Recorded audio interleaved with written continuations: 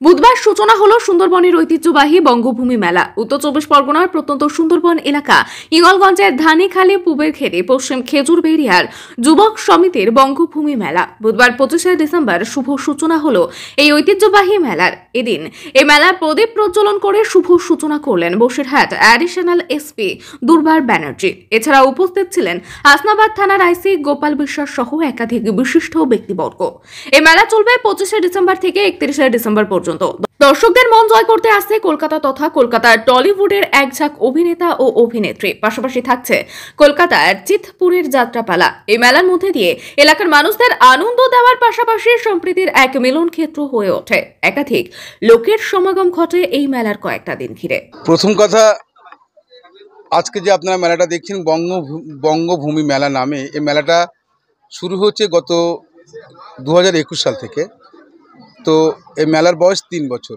Actual আমাদের পথ চলা শুরু হয়েছিল এখান থেকে 18 বছর আগে। বর্তমান যারা আমরা ক্লাবটাকে লিড করছি বা ক্লাবটাকে সামনে থেকে মানে নেতৃত্ব দিচ্ছি, এই পথ চলা শুরু হয়েছিল 18 বছর আগে। দুর্গাপুজোকে কেন্দ্র করে আমরা এই মেলা উপস্থাপিত করতাম, কিন্তু আমরা সবাই জানি বিগত বেশ কয়েক বছর প্রাকৃতিক দুর্যোগের কারণে আমরা সেই দুর্গাপুজোর সময় মেলাটা করতে পারছি না।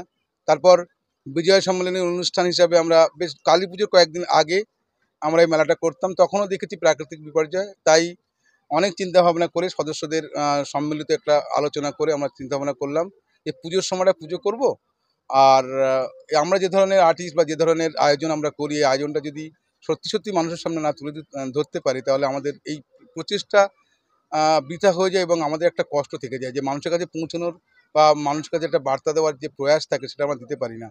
মানুষ হাজার কর্মব্যস্ততা থাকে, মানুষের সমস্ত কর্মব্যস্ততাকে উপেক্ষা করে আমরা একটু ভালো লাগার জায়গায়, ভালোবাসার জায়গায় নিজস্ব অভিনেতা অভিনেত্রীদের একটু যাদেরকে আমরা সিনেমা পর্দায় দেখি, যাদেরকে আমরা মানে মাঠে ময়দানে গিয়ে যাদের যাত্রা দেখতে পারি না, তাদেরকে যদি আমরা মঞ্চে দেখতে পাই, আমাদের স্পেশালি মা বোনেরা যারা সকাল থেকে সন্ধ্যে পর্যন্ত উদয়াস্ত পরিশ্রম করেন, কিন্তু তারা আমরা পুরুষরা হয়তো বন্ধু বান্ধব, ক্লাব, পাড়ার ঠেক, বাজারের চায়ের দোকান গিয়ে আড্ডা মারতে পারি, কিন্তু তারা নিজের সন্তানদেরকে নিয়ে এতটা ব্যস্ত থাকেন, টিউশন, বর্তমান এর প্রতিযোগিতায় নিজের সন্তানকে কাঙ্ক্ষিত লক্ষ্যে পৌঁছে দেওয়ার জন্য সবসময় ব্যস্ত থাকেন।